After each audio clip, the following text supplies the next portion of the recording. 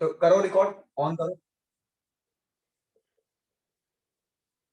चलिए बच्चों शुरू करने जा रहे हैं। लास्ट क्लास हम लोगों ने थोड़ा सा गैस के गैस के बारे में बता दिया था। मानव आ गया आपका दोस्त? मानव आ गया? ओके ओके ओके ठीक है। तो अभी मानव आपको 2 रिकॉर्डिंग जो है वो वेदांत भेजेगा। लास्ट क्लास की है वो, पहली क्लास हो चुकी है इस चैप्टर की, तो एक बार वो जरूर देख लेना 2x की स्पीड पे। और फिर आज की क्लास तो रिकॉर्ड हो ही रही है और आप देख भी रहे हो, ठीक है।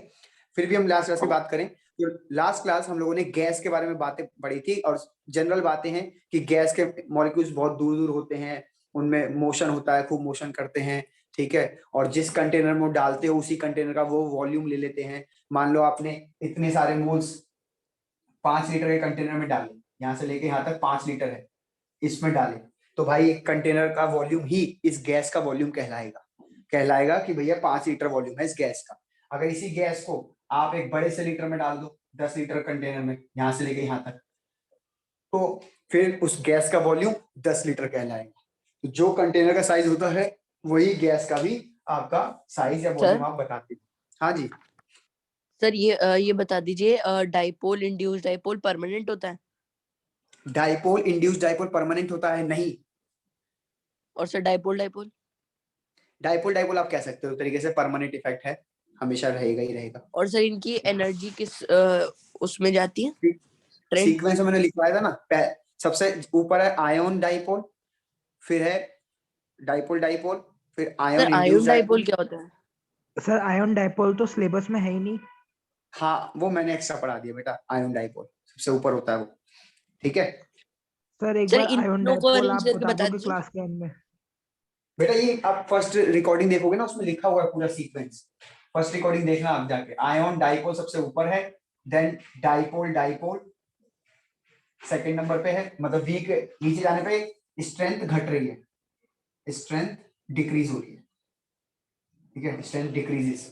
फिर है ion induced dipole, ion induced dipole. ये तो आपने बता सर दिया था। इंड्यूस्ड डाइपोल तो उससे उससे स्ट्रॉन्गर होता है। किससे? डाइपोल डाइपोल से इंड्यूस्ड डाइपोल स्ट्रॉन्ग होता है। नहीं नहीं, जो हम सीक्वेंस लिख रहे हैं यही है, बाकी एक बार मैं क्रॉस चेक कर लूंगा, क्या पता आप भी ठीक बोल रहे हो, लेकिन आप एक बार क्रॉस चेक कर लेना, ठीक है। और लास्ट में होता है लंदन। Yes sir. सवाल ये नहीं है कि कौन स्ट्रॉन्ग कौन वीक है, ये आपसे कभी नहीं पूछता, क्योंकि ये चीजें अभी आधी अधूरी हैं। सवाल ये है कि आपको बातें समझ आ गई कि नहीं, कि कोई आपसे बोले कि भाई इनमें डाइपोल डाइपोल लग रहा है, तो आपको समझ आना चाहिए कि ये 2 गैसेस में डाइपोल डाइपोल लग रहा है, इसका क्या सेंस है। कोई कहेगा भाई इसमें लंदन फोर्स लग रही है, तो आपको पता होना चाहिए कि लंदन फोर्स होता क्या है, बस ये है इसका सर ये नहीं स्ट्रॉन्गर बताया था सर पूछता। अभी आपने कि लंदन फोर्स क्या होता है। 5वीं अरे बता दी थी, हाइड्रोकार्बन वाले चैप्टर में बता दी थी। ओके सर तो ये ट्रेंड नहीं पूछता? नहीं ट्रेंड नहीं पूछता, ये तो हम एक्स्ट्रा आपको बता रहे हैं। चलो शुरू सर तो करें। हाइड्रोजन बॉन्ड सबसे ऊपर आते हैं सबसे नीचे? हाँ hydrogen bond in van der Waals में सबसे ऊपर है हाइड्रोजन बॉन्ड, ठीक है। Yes sir. ठीक, अब हम पढ़ने जा रहे हैं बच्चों कुछ गैस के लॉ, ठीक है। और गैसिस लॉ में सबसे पहले है बॉयस लॉ। ये गैस के लॉ क्या होते हैं? गैसिस लॉ का मतलब है कि कुछ साइंटिस्ट आएंगे, आपको कुछ बातें कहेंगे, और वो बातें वो गैस फॉलो करती है, तो गैसिस लॉ के नाम से वो हो गया। और सबसे पहला लॉ है इसमें बॉयस लॉ। बॉयस नाम के एक साइंटिस्ट थे, रॉबर्ट बॉयल करके नाम था, आप पूरा चेक कर लेना क्या नाम है। तो इन्होंने एक बात बोली, इन्होंने बात ये बोली है रॉबर्ट बॉयल ने, कि अगर आप किसी भी गैस का टेम्परेचर जो है, टेम्परेचर वो कांस्टेंट कर देते हैं, मतलब आपको टेम्परेचर चेंज नहीं करना, ठीक है, टेम्परेचर सेम होना चाहिए, और आप उसके मोल्स भी कांस्टेंट कर दीजिए। मोल्स कांस्टेंट मतलब क्वांटिटी चेंज मत करिएगा, तो प्रेशर और वॉल्यूम इनके बीच में इनवर्सली रिलेशन आएगा, ये बॉयस लॉ कहते हैं। मैं बॉयस लॉ बहुत डिटेल में भी बताऊंगा, और इतना भी बता दूंगा कि आपके पेपर में ऊपर ऊपर से पूछते हैं स्कूल में, तो स्कूल वाला भी सुन लो, और डिटेल भी हम एनालिसिस करेंगे कि हो क्या रहा है एक्चुअल में, ठीक है, पूरी कहानी आपको फील दिलाएंगे। तो बॉयस कहते हैं कि at constant temperature pressure inversely proportional to volume of a gas. इतना इन्होंने बॉयस लॉ का स्टेटमेंट है। सबसे पहले तो आपको पेपर में आएगा बॉयस लॉ का स्टेटमेंट लिखो, तो डेफिनेशन आप नोट्स में से चेक कर लेंगे, वो लिखेंगे, फिर ये रिलेशन आप चेक करेंगे, ठीक, अब मैं इसको डायग्राम बना बना के आपको फील कराता हूँ कि ये कह क्या रहे हैं। देखो मान लीजिए कि एक कंटेनर आपने लिया यहाँ पे, और थोड़ा सा कंटेनर को और बड़ा कर लेते हैं कुछ इस प्रकार से, और यहाँ पे एक पिस्टन रख देते हैं ऐसे, ये इस प्रकार से आपने एक पिस्टन रखा, इसको पिस्टन बोलते हैं बेटा, ठीक है, जो ऊपर नीचे हो जाता है ये पिस्टन है। और यहाँ पे कुछ गैस रखी हमने, कुछ गैस रखी इस प्रकार से, है ना, आराम से चेक कर लो, एक बीकर है, आपने इसमें गैस डाली और ऊपर से पिस्टन है। अभी मान लो कि यहाँ से लेके और यहाँ तक का कुछ वॉल्यूम है जिसको हम बोल रहे हैं V1, ठीक है, कुछ वॉल्यूम है V1, और यहाँ पे आपका जो ये पार्टिकल्स है गैस के, ये गैस के पार्टिकल्स क्या कर रहे हैं, दीवार में टक्कर मार रहे हैं, है ना। ये दीवार में जब ये गैस का मॉलिक्यूल जब दीवार में टक्कर मारेगा, तो हमारी बात हो चुकी थी लास्ट क्लास में, हमने बताया था कि जब ये मॉलिक्यूल टक्कर मारेगा तो एक फोर्स लगाएगा, और फोर्स उस पर्टिकुलर एरिया पे लग रही है, तो फोर्स अपॉन एरिया को हम प्रेशर कहते हैं। तो यहाँ पे मान लीजिए जो प्रेशर लगा रहे हैं, यहाँ पे प्रेशर की कुछ रीडिंग लिख लेते हैं, लेट्स से P1 कुछ रीडिंग है इसकी 10 atm 5 atm जो भी आप मानना चाहें।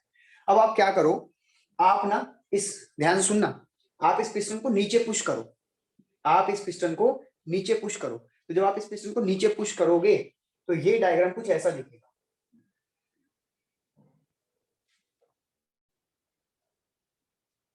ये ऐसा, कुछ ऐसा, ठीक। अब आपने टेम्परेचर का भी ध्यान रखना कि टेम्परेचर अगर यहाँ पे 25 डिग्री था तो यहाँ पे भी 25 डिग्री ही टेम्परेचर रहना चाहिए, क्योंकि अगर टेम्परेचर रोल में आ गया तो और भी बहुत कुछ हो सकता है। क्या होगा वो हम धीरे धीरे डिस्कस करेंगे, मेरी बात प्लीज फोकस होकर सुनो, मैं इस टॉपिक को बहुत डीप लेवल में ले जाके समझाऊंगा, इसके ग्राफ भी है बहुत सारे, वो भी समझाएंगे, लेकिन वो जब आपका फोकस बना रहेगा। अदरवाइज पेपर के लिए तो इतना ही था, खत्म हो गया। जी हाँ, स्कूल वाले बस इतना ही बताएंगे, एक आधा इस पे न्यूमेरिकल करा देंगे और बात खत्म, लेकिन हम आपको पूरा इसको फील दिलाएंगे, तो थोड़ा सा ध्यान से सुनते जाइए। जैसे आप इस प्रेशर को यहाँ से बढ़ाएंगे, तो ये प्रेशर आपने बढ़ा दिया, अब आप बताइए ये वॉल्यूम जो है, ये वॉल्यूम अब V2 आ जाएगा बेटा, ठीक है, इसको V1 माना था, इसको V2 मान लो, और आपको साफ साफ दिख रहा होगा कि वॉल्यूम यहाँ ज्यादा था, यहाँ वॉल्यूम कम हो गया, लेकिन प्रेशर यहाँ ज्यादा था, सॉरी प्रेशर यहाँ कम था, यहाँ पे जो प्रेशर है P2 वो ज्यादा हो जाएगा। रीजन इज बहुत आसान है, यहाँ पे गैस के मॉलिक्यूल्स को, अब फील दिला रहा हूँ, गैस के मॉलिक्यूल्स को बहुत सारा स्पेस था, तो घूम रहे थे टक्कर मार रहे थे, भाई घूम रहे थे, दीवार में टक्कर मारी, प्रेशर जनरेट किया, फिर घूमते घूमते दीवार में टक्कर मारी, दीवार में टक्कर मारी, दीवार में टक्कर मारी, टक्कर मार के प्रेशर जनरेट कर रहे थे। यहाँ पे देखो जगह कम कर दी, अब जगह कम कर दी तो चांसेस दीवार में टक्कर मारने के बढ़ गए या घट गए, बताओ। बढ़ गए। बढ़ गए। अब जब दीवार में टक्कर ज्यादा मारेगा कोई मॉलिक्यूल, दीवार में दे टक्कर टक्कर पर टक्कर मारे जा रहा है, तो प्रेशर बढ़ेगा या घटेगा? तो बढ़ेगा। बढ़ेगा। प्रेशर बढ़ेगा सर, दीवार में टक्कर पे टक्कर मार रहा है, प्रेशर बढ़ेगा, और वॉल्यूम देखो क्या कर दिया आपने, कम कर दिया कि नहीं कर दिया, बड़े से छोटा कर दिया। तो वही तो हम आपको समझा रहे हैं कि अगर आप प्रेशर बढ़ा रहे हैं तो वॉल्यूम घटाएंगे। तो यहाँ लिख देते हैं कि P2 जो है वो ज्यादा है P1 से, और V2 जो है वो छोटा है V1 से। तो अगर आप प्रेशर बढ़ा रहे हैं तो वॉल्यूम घटा देंगे, तो यही कह रहा है, प्रेशर बढ़ाओगे तो वॉल्यूम को घटाना पड़ेगा, इसी को बॉयस लॉ कहते हैं। और ये हमने आपको डायग्राम दिखा दिया।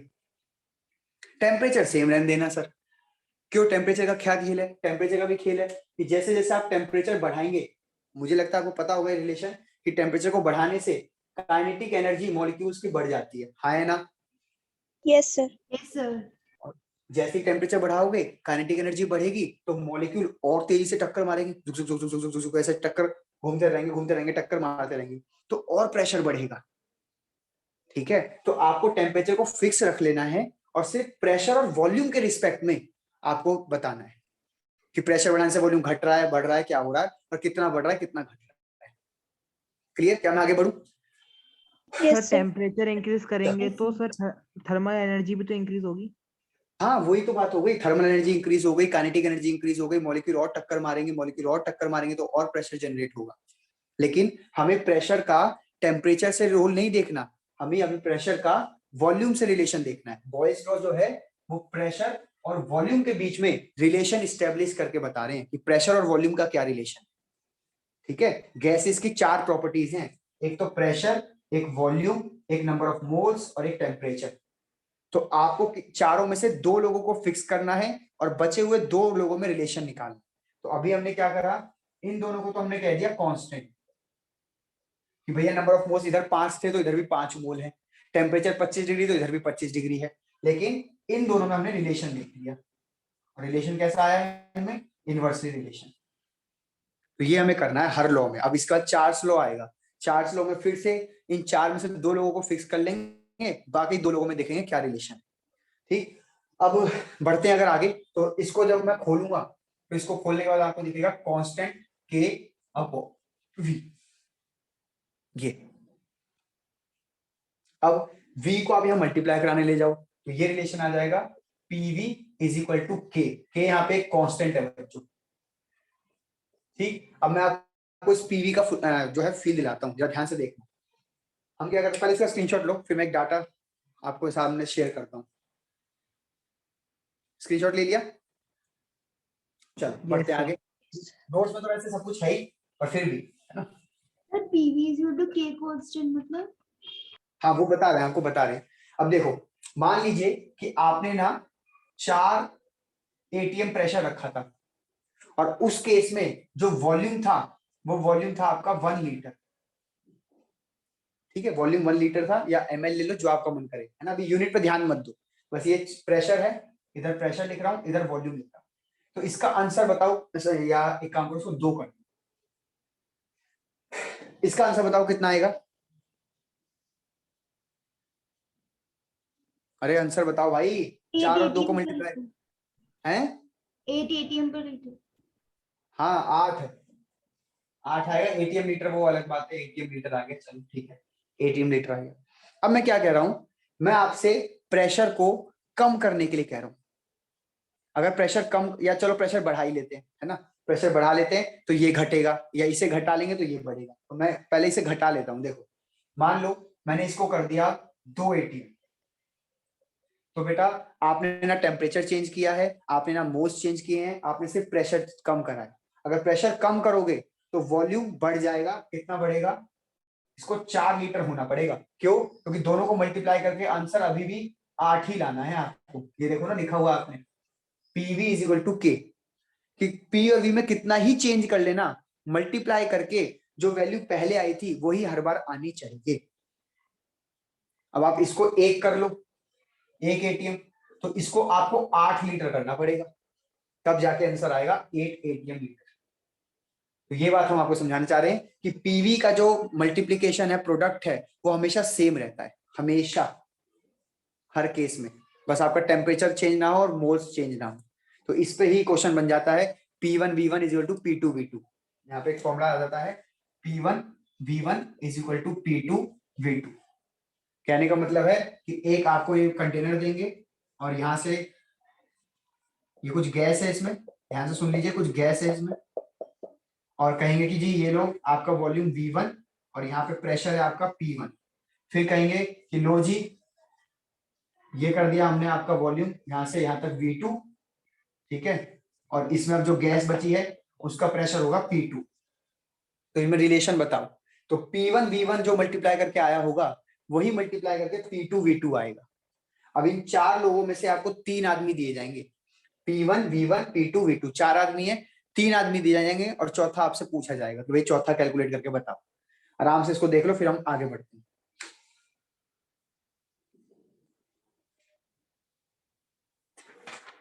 सर क्लियर है। आगे बढ़े। Yes sir.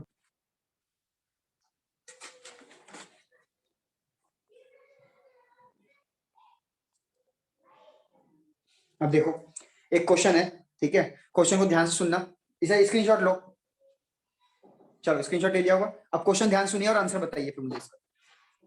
Question is a sample of gas occupies 10 litre under a pressure of 1 ATM. यानी 1 एटीएम का प्रेशर है और कंटेनर का वॉल्यूम कितना है, 10 लीटर। तो यहाँ पे आप लिख सकते हैं, मैं लिख देता हूं आपके लिए कि ये 1 एटीएम दे रखा है और ये 10 लीटर दे रखा है। फिर कह रहा है क्वेश्चन में कि what will be its volume if the pressure is increased to 2 ATM. अगर आप प्रेशर को बढ़ा देते हैं 2 एटीएम कर देते हैं तो वॉल्यूम कितना हो जाएगा?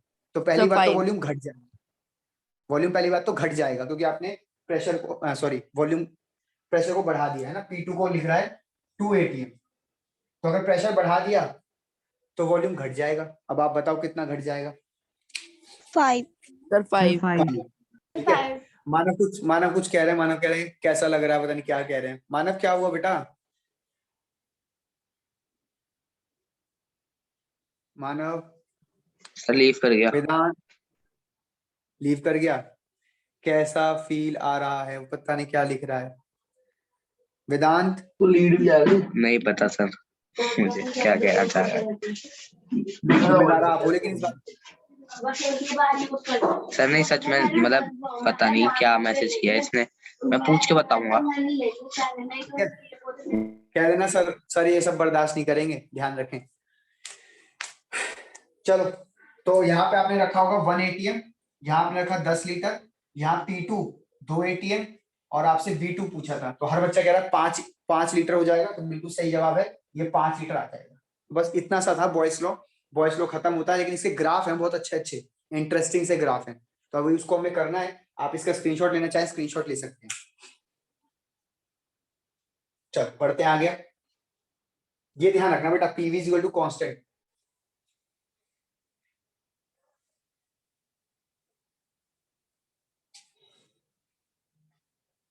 अब आ जाओ इसके ग्राफ पे।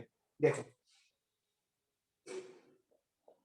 ग्राफ में क्या होता है, सबसे पहले हम ग्राफ बनाने जा रहे हैं बेटा P वर्सेस V का। P वर्सेस V का ग्राफ बनाने जा रहे हैं सबसे पहले। तो आप एक एक्सिस पर रखो बेटा P को और एक एक्सिस पर रखो V को, और P और V आपस में कैसे थे? इनवर्सली रिलेशन था। तो इनवर्सली रिलेशन का जो ग्राफ आता है वो कुछ इस प्रकार से आता है, ऐसा। ये ऊपर से बहुत टॉप है और सडनली नीचे गिरा है ना, सडनली नीचे गिरा है, फिर सीधा ऑलमोस्ट थोड़ा सा मतलब ऐसे जाएगा, धीरे धीरे जाएगा नीचे, धीरे धीरे जाएगा, लेकिन ऊपर से सडनली आया था, फिर धीरे धीरे कम हो जाएगा। ठीक है, क्या मैं आगे बढ़ूं? Yes sir. ठीक, सर एक बार दोबारा रिपीट कर दो। मैं बता रहा था कि प्रेशर और वॉल्यूम के बीच में आपको ग्राफ बनाना है, और ये इनके बीच में रिलेशन कैसा है? Inversely relation. तो इनवर्सली रिलेशन का ग्राफ जो है वो कुछ इस प्रकार से इनका आता है ना। इसको हम चाहे तो फैक्ट से मतलब न्यूमेरिकल वैल्यू पुट करके इसको हम प्रूफ भी कर सकते हैं, लेकिन अभी इतना टाइम नहीं है तो हम इसको ऐसे ही छोड़ देते हैं, इसका ज्यादा एनालिसिस करना बेकार है, इतना नहीं आता।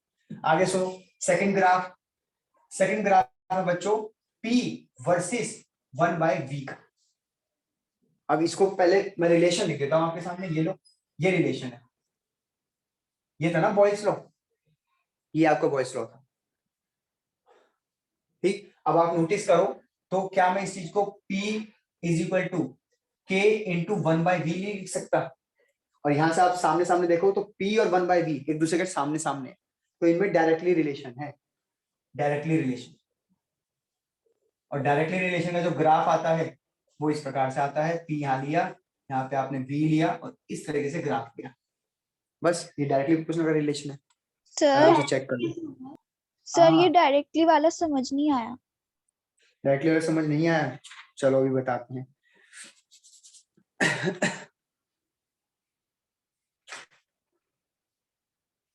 देखो P के ठीक सामने है 1/V। अभी P और V में नहीं बात चल रही, P और V तो इनवर्सली था, P और 1/V सामने है ना, देखो ऐसे लिखा तो आपने ये।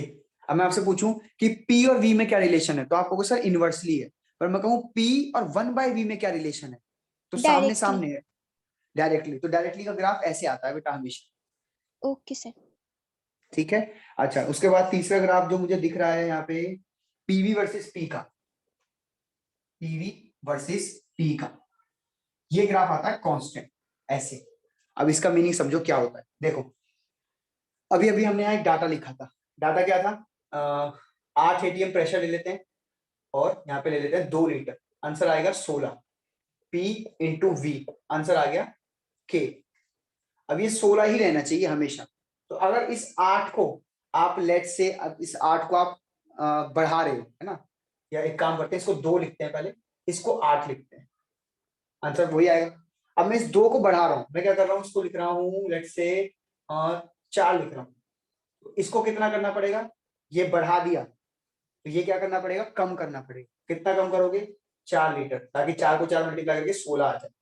आप इसे फिर बढ़ा दो, आप इसे इस बार कर दो 8, तो इसको करना पड़ेगा 2, आप इसको कर दो 16, तो आपको इसको करना पड़ेगा 1, तो यहाँ भी आंसर 16 आएगा, यहाँ भी 16 आएगा, यानी पी और वी का आंसर एक बार अगर 16 आ गया तो हर बार 16 आने वाला। अब आप नोटिस करना, इस एक्सिस पे आप पी को बढ़ा रहे, ये पी आपका बढ़ रहा है, तो देखो पी बढ़ रहा है, 2 से 4, 4 से 8, 8 से 16, भाई यहाँ पे 2 लिख लो, भाई यहाँ पे 4 लिख लो, यहाँ पे 8 लिख लो, यहाँ पे 16 लिख लो, ऐसे तो कर सकते हो। और आंसर कितना आ रहा है हमेशा पीवी का, भाई पीवी का मल्टीप्लिकेशन के है, के हमेशा कितना आ रहा है 16, 16 यहाँ मान लो आप 16, मान लो यहाँ 16 वैल्यू लिखी है, तो चाहे आप 2 रखो प्रेशर, चाहे 4 रखो, चाहे 8 रखो, चाहे 16 रखो, आंसर हमेशा 16 ही आ रहा है, इसलिए मैंने सीधी लाइन खींची है। आराम से चेक करो, बताओ मुझे समझ आया कि नहीं। यस सर, आ गया। वेदांत आ गया बेटा समझ? Yes sir. ठीक है, अब ऐसे ही हम ये कर लेते हैं, यहाँ पे वॉल्यूम रख लेते हैं, यहाँ पीवी रख लेते हैं, अगेन वही बात आ गई, आप वॉल्यूम में देखो कितना ही चेंज कर लो, पीवी का आंसर अगर 16 आ चुका है तो 16 ही रहेगा, तो यहाँ पे आंसर 16 ही रहेगा, मतलब यहाँ ऐसे ले लो, ये भी लाइन कांस्टेंट चलेगी। आराम से समझ के बताओ कि समझ आया ग्राफ या नहीं, फिर आगे बढ़ते हैं। Yes sir. यस आ सर। गया, ओके। अब इसी में हम अलग अलग टेम्परेचर पे ग्राफ बना के आपको दिखाते हैं, और थोड़ा सा एक नया टॉपिक आएगा, तो प्लीज ध्यान से सुनिएगा। पीवी हाँ। अब डीके भी तो हो सकता है पीवी क्या? सर, ये जो आपने ग्राफ बनाया पीवी वर्सेस वी का ग्राफ भी तो ऐसे ही हो सकता है। हाँ ठीक है, पीवी वर्सेस वी ग्राफ लिखा तो है मैंने ऐसे ही, यस सर, यस सर।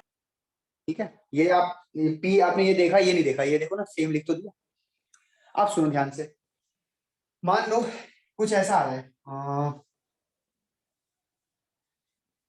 क्या बोले, क्या करें, इसको ले लेते हैं, है ना, सॉरी ये 1/v है, देखो यहाँ p लिखा, यहाँ 1/v लिखा, वो पता है क्या करेगा आपसे, क्वेश्चन आएगा, देखो ध्यान से, क्वेश्चन आएगा पेपर में, आपसे ऐसे 3 लाइन खींच देगा ऐसे, और कहेगा भाई ये है T1, ये है T2, ये है T3, मतलब ये किसी 200 डिग्री पे, मतलब टेम्परेचर पे नापा गया है, ये अलग टेम्परेचर पे ग्राफ आया है, ये अलग टेम्परेचर पे ग्राफ आया है, ठीक। आप बता दो कि ये वाला रिलेशन सही है या ये वाला रिलेशन सही है, जी दोनों में से कौन सा रिलेशन सर सही पहला है, ये वाला।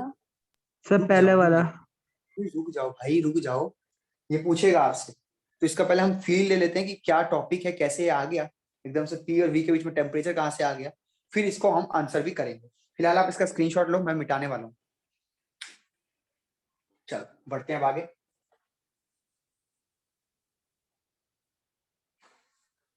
देखो अब हमें टेम्परेचर का पहले रोल देखना पड़ेगा कि टेम्परेचर और प्रेशर का रोल क्या है। मानव आ गया, मानव सर उसके नेट में ऐसे ही रहती है प्रॉब्लम।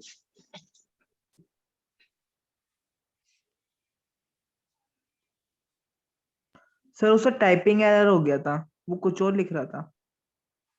अरे भाई ये टाइपिंग एरर हमें दिख रही है, टाइपिंग एरर ऐसी नहीं होती है।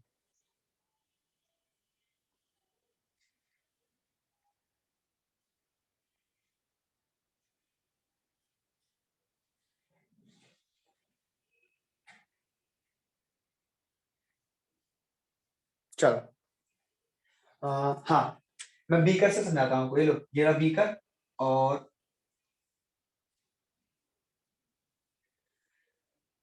यहाँ पे गैस है, अब मुझे आप सोच के बताना कि अगर यहाँ से आप हीट करो, यहाँ से अगर आप हीट करो इस गैस को, तो हीट करने से क्या होगा, इस गैस का टेम्परेचर राइज करने लगेगा, और अगर टेम्परेचर बढ़ेगा तो इसकी काइनेटिक एनर्जी बढ़ेगी, और अगर काइनेटिक एनर्जी बढ़ेगी तो दीवार पे और ज्यादा टक्कर मारेगा, तो बेसिकली प्रेशर भी बढ़ेगा। हाँ या ना? Yes sir. तो हम कह सकते हैं कि प्रेशर डायरेक्टली प्रोपोर्शनल होता है टेम्परेचर के, जितना टेम्परेचर बढ़ाते जाओगे गैस का उतना उसका प्रेशर भी बढ़ता जाएगा, क्योंकि दीवार में वो और टक्कर मारेगा। तो अब यहाँ पे हमें ये रिलेशन कैसे लगाना है, आप एक काम कर लो, 1/v से यहाँ कोई फिक्स कर लो वैल्यू, जैसे ये कर ली फिक्स ऐसे, और इसका ऊपर ऐसे सीधा एक्सिस खींच दो। अब यहाँ से ये आ गया P1, ये आ गया आपका P2 और ये आ गया आपका P3। जहाँ पे इस एक्सिस ने इन पॉइंट्स को काटा है वहां पे मैंने तीनों वैल्यू ले ली। अब साफ साफ आपको दिख रहा होगा कि P3 ज्यादा है P2 से और P2 ज्यादा है P1 से, क्योंकि ऊपर जाने पर प्रेशर बढ़ रहा है। अब बेटा अगर ऊपर प्रेशर बढ़ रहा है तो जब प्रेशर बढ़ेगा तो उसका जो टेम्परेचर होगा वो भी तो बढ़ा हुआ ही होगा। तो P3 पे कौन सा टेम्परेचर है, T1। तो बेसिकली T1 ज्यादा था T2 से और T2 ज्यादा था T3 से, ये रिलेशन है बेसिकली। सर एक आराम से बार चेक दोबारा करो। दोबारा समझा दो, मेरे एक्चुअली नेट में दिक्कत हो रही थी। ठीक है दोबारा बताते हैं। देखो बीकर लिया, इसमें गैस के पार्टिकल्स लिए, नीचे से हीट करा, हीट करने पर टेम्परेचर बढ़ा मॉलिक्यूल्स का, उनकी काइनेटिक एनर्जी बढ़ गई, काइनेटिक एनर्जी बढ़ गई तो दीवार में और ज्यादा टक्कर मारेंगे तो प्रेशर बढ़ेगा, और प्रेशर बढ़ेगा इसका मतलब टेम्परेचर और प्रेशर में डायरेक्टली रिलेशन है। प्रेशर और टेम्परेचर में डायरेक्टली रिलेशन है। तो अब आपने क्या करा, आपको पता करना था कि कौन सा टेम्परेचर ज्यादा है। तो अगर मैं पता कर लूं कि किस टेम्परेचर पे प्रेशर ज्यादा है तो टेम्परेचर भी ज्यादा पता चल जाएगा। तो मैंने यहाँ से एक लाइन खींच दी ऐसे, और मैंने देखा कि ये लाइन P3 है, इसको P2 डिनोट कर दिया, इसको P1 डिनोट कर दिया। अब ऑब्वियस सी बात है ऊपर जाने पर, हाँ बेटा सर आपने कहा कि सर P जो है डायरेक्टली प्रोपोर्शनल है, ठीक है सर। अगर P1 जो है बड़ा है P2 से, तो ऐसे ही P3 बड़ा है P2 से, तो ऐसे ही T3 बड़ा होना चाहिए T2 से। नहीं, अरे ये देखो ना, P2 बड़ा है P1 से, देखो ये रिलेशन नहीं आया समझ, P3 बड़ा है फिर P2 छोटा है फिर P1 और छोटा है, तो इनके रिस्पेक्ट में जो टेम्परेचर होंगे उनका भी यही ट्रेंड होगा। P3 पे टेम्परेचर है T1, P2 पे टेम्परेचर है T2 और P1 पे टेम्परेचर है T3, तो इनका रिलेशन भी ऐसे होगा। सर अगर लेकिन सर P3 ये ज्यादा डाउट है है, सर, P3 पे T1 क्यों है टेम्परेचर, T3 क्यों नहीं है? अरे भाई ये तो नाम था, लो ऐसे लिख लो, ये तो मैंने अपने अच्छा मन से सर, लिखा था ठीक बेटा, है सर, ओके। अपने मन से लिखा था तो मैंने। ठीक है, तो अब इसको भी ठीक करना पड़ेगा, ये लो T3 T2 और T1। तो इस प्रकार से आप पता कर सकते हैं कि कौन सा टेम्परेचर ज्यादा है कौन सा कम है। जैसे मान लीजिए ये है, अगर इसके पे आ जाए कुछ ऐसा आ जाए, मान लो ये लो, ये V आ गया, ये P आ गया, एक ग्राफ ऐसे आ गया, एक ग्राफ ऐसे आ गया, एक ग्राफ ऐसे आ गया, और कह रहा है कि ये टेम्परेचर T1 है, ये टेम्परेचर T2 है, ये टेम्परेचर T3 है। कह रहा है बताओ कौन सा वाला जो है टेम्परेचर ज्यादा है, कौन सा वाला टेम्परेचर कम है। तो आप वॉल्यूम को फिक्स करके, है ना, देखो आपने यहाँ वॉल्यूम फिक्स की थी बेटा, ध्यान सुनो, आपने ये कंटेनर ऊपर नहीं बढ़ने दिया, क्योंकि अगर ये जो पिस्टन है अगर ये ऊपर उठ जाता तो वॉल्यूम बढ़ जाता। तो हमने वॉल्यूम को उतना ही रखा था और हीट करे जा रहे हैं, हीट करे जा रहे हैं, पिस्टन को उठने नहीं दिया, पिस्टन को फिक्स कर दिया कि तू हिलेगा नहीं। यहाँ से इसके नट बोल्ट कस दिए, ऐसे करके इसके नट बोल्ट कस दिए कि अब तू हिलेगा नहीं, तो हीट करे जाओगे तो ये दीवार में सर T3 ज्यादा है वहाँ पे। वो तो ठीक है, तो बताएंगे। ये आपको प्रेशर कुकर का एग्जांपल भी हो सकता है। प्रेशर कुकर में आप क्या करते हो, ऊपर से ढक्कन ढक देते हो और नीचे से हीट करना चालू, तो जो गैस है उसके अंदर की वो बाहर भागना चाहती है, एक्सपेंड होना चाहती है, दीवार में टक्कर मारती है कि मुझे बाहर निकालो, लेकिन आप वो निकल ही नहीं पाती। फिर लास्ट में क्या होता है, वो सीटी के माध्यम से बाहर निकलती है ना, याद है कुछ नहीं? Yes sir.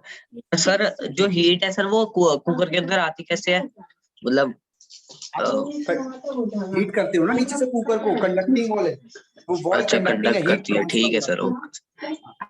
अब सुनो, आपने वॉल्यूम फिक्स कर लिया, मान लो ये वॉल्यूम फिक्स कर लिया और इस पे से लाइन खींच दी। अब आपको पूछा जा रहा है, अब इस पे आप ऐसे कर दो, ये हो गया P1, ये हो गया P2 और ये हो गया P3। अब आपको साफ साफ पता चला कि ऊपर जाने पे प्रेशर बढ़ता है, मतलब P3 ज्यादा है P2 से और P2 ज्यादा है P1 से। तो अगर P3 ज्यादा है तो उसके ऊपर जो टेम्परेचर लग रहा होगा वो भी ज्यादा होगा, यानी T3 ज्यादा होगा T2 से और T2 ज्यादा होगा T1 से। क्यों? क्योंकि सर प्रेशर और टेम्परेचर कैसे हैं, डायरेक्टली रिलेशन में। तो बस यही था। इस तरीके से किसी भी ग्राफ में अगर टेम्परेचर का रोल आ जाता है P और V के ग्राफ में, तो आप ये रिलेशन इस्तेमाल करेंगे और बताएंगे कि T1 ज्यादा है, T2 ज्यादा है, T3 ज्यादा है। फॉर एग्जाम्पल यहाँ पे आ जाओ, ये लो, ये लो ऐसे आ जाए आपके लिए, ठीक है।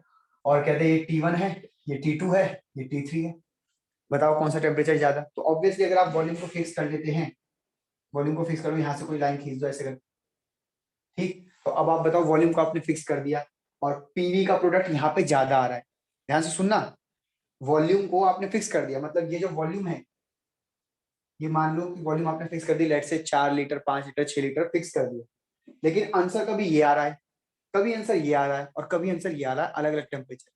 इसका मतलब प्रेशर भी अलग अलग टेम्परेचर पे बढ़ रहा होगा, हाँ या ना। Yes, sir. Yes sir.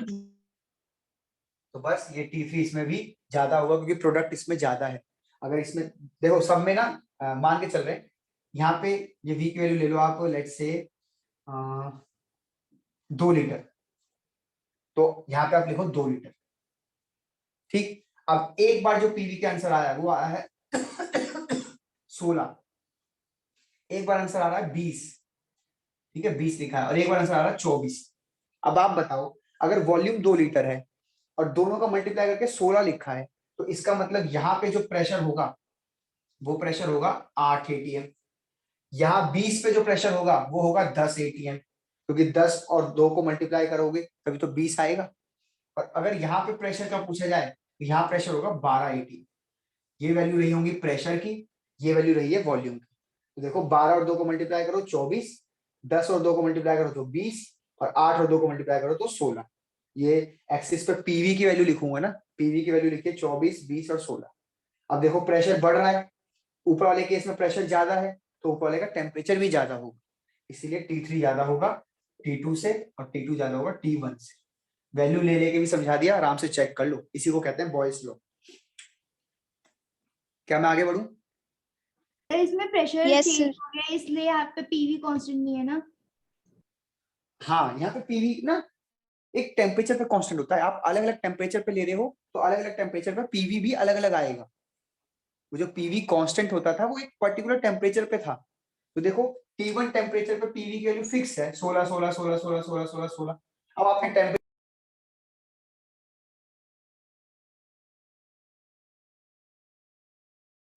Yes sir वो इसके ऊपर ग्राफ पूछता है या न्यूमेरिकल्स? बेटा ग्राफ भी आ सकते हैं और न्यूमेरिकल भी, दोनों आ सकते हैं और आसान है दोनों। ग्राफ पे हमने आपको दिखा दिया, बस आपको फील आ जाए टॉपिक का तो आप अपने आप ग्राफ बना सकते हैं, ग्राफ याद करने की कोई जरूरत है नहीं खासा। क्या मैं आगे बढ़ सकता हूँ? Yes, sir. Yes sir. चलो अब आगे बढ़ते हैं। अब मैं आपको एक लॉग वाला सर, ग्राफ और क्लास दिखा देता हूँ। क्या बेटा? क्लास खत्म अच्छा। होने वाली है 40 मिनट। कोई नहीं, अच्छा चलो यार क्लास सेशन एंड करो, दोबारा आ जाओ, ठीक है। सर मानव का मैसेज आया चैट बॉक्स में, एक बार वो पढ़ लेना, शायद आपको आया है। ठीक।